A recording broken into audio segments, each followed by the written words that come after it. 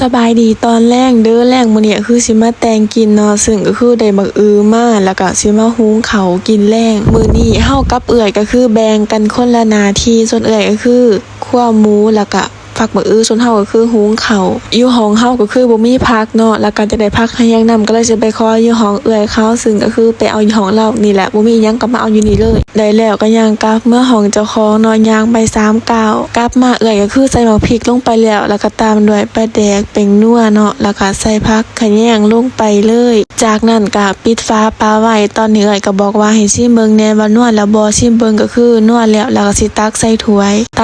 ยน้อยเพราะว่าถ้วยน้อยใส่แล้วคันเอาถ้วยใหม่มาใส่ก็สิได้ล้างหลายใบก็เลยขี้คร้านหั้นนะตอนนี้เขาก็คือสุกพอดีเลยเพราะว่าหม้อใบนี้หุงเขาวตั้งเวลาไว้พอดี30 นาทีก็คือสุกพอดีเลยมากินข้าวแลกน้ำกันเด้อซุเจ้ามื้อนี้ก็บอกเลยว่ากินข้าวแซ่บๆเนาะเพราะว่าเขาก็อ่อนๆแก้วมื้อก็จะเป็นแซ่บๆอิ่มแล้วก็ไปอาบน้ำอ่านหนังสือ